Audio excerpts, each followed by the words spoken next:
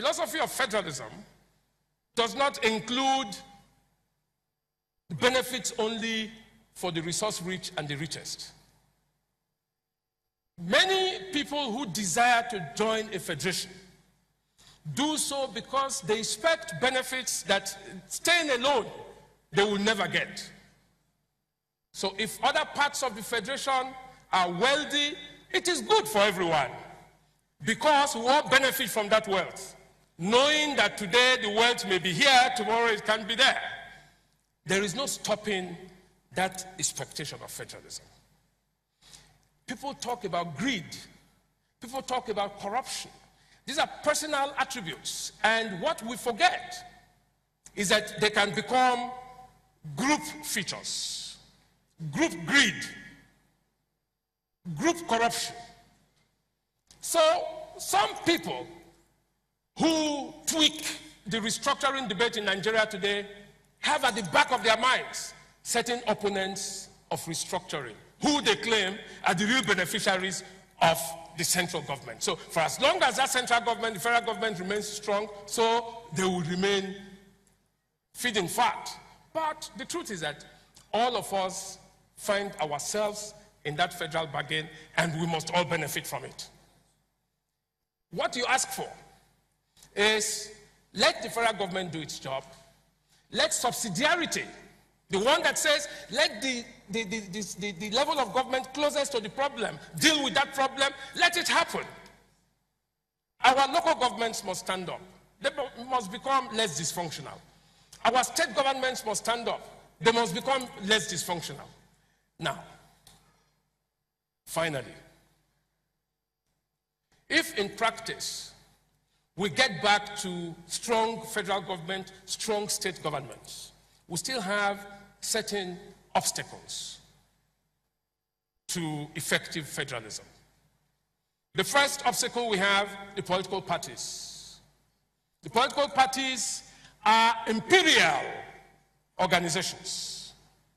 They actually reproduce in their kind the power of the center. The state branches of parties don't exist. That's unfederal. The state branches must exist. The local branches must exist. Political parties need to become federal structures. In the theory of federalism, the animation of federalism rests squarely with the political parties. The direction that the federal system is going to go is determined by political parties. Our parties have voted for a determinate center federalism. Our political parties are unitary structures, and unitary structures cannot but contradict federal principles. Second obstacle, labor. Labor unions. Yes, my time is up. I know, so it's up. But not until I've said this. Labor. Labor is unfederal. And so labor unions go on strike and they tell you the federal government and the state governments must have uniform salaries. You must pay the same thing. That's unfederal. Civil society, the way it has come, is also an obstacle to effective federalism. The focus is on federal government and very little focus on state governments. All the governments must be under scrutiny. Public property. So, you see, I am sure that you would now no longer worship an unknown God.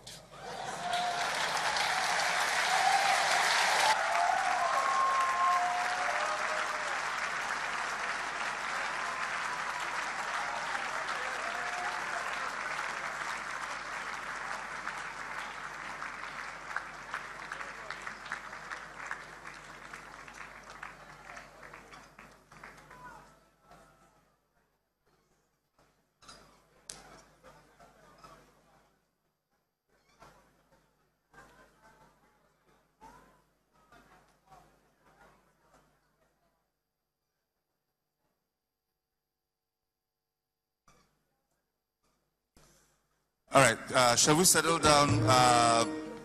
I see people pouring out in their numbers, but we're going on to the next speaker straight away. But before we bring on the next speaker, like us to put our hands together again for Professor Osegai.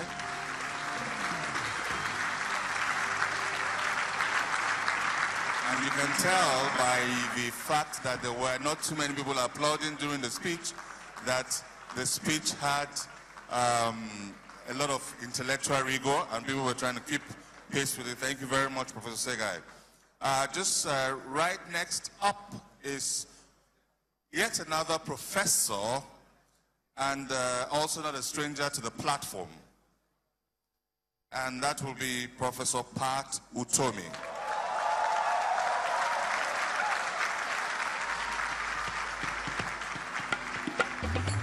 Professor Pat Utomi will be speaking on the subject restructuring as a path to overcoming the lottery effect and the tragedy of the commons.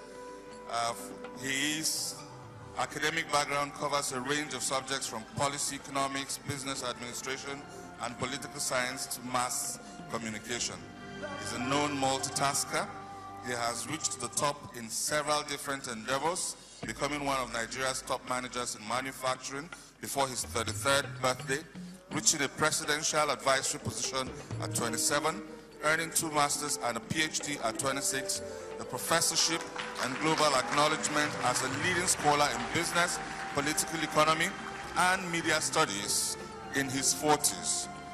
As a business angel, he has helped establish many companies such as Linkserve, Nigeria's first ISP, SocketsWork, a pioneer e-government systems developer in Nigeria, and The Business Day, which is Nigeria's first daily business newspaper.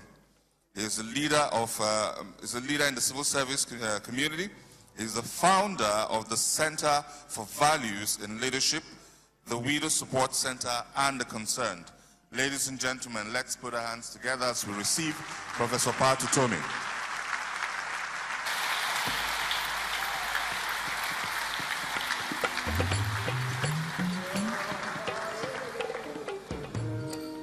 Distinguished ladies and gentlemen, let me begin by expressing my appreciation to Pastor Boju and his team for the remarkable job of putting this together, and to say that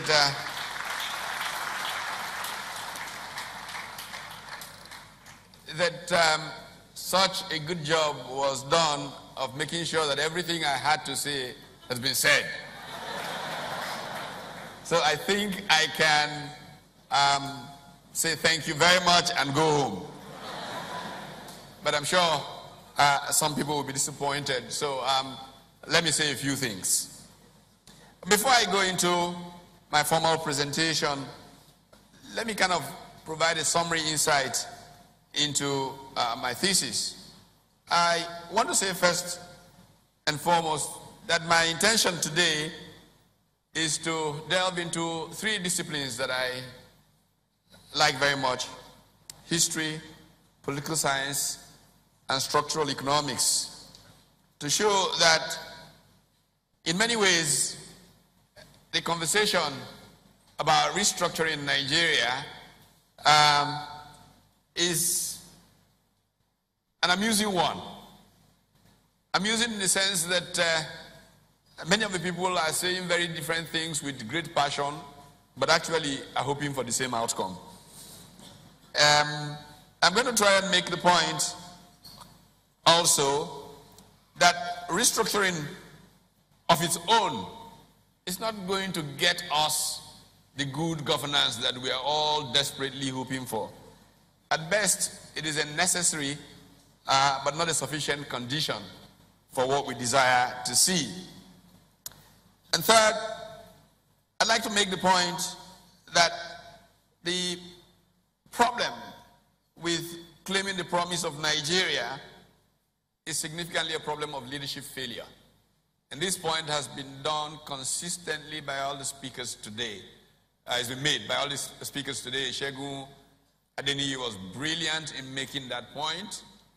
Segun Odegbami was outstanding in the Mandela example. The challenge with Nigeria is the failure of leadership.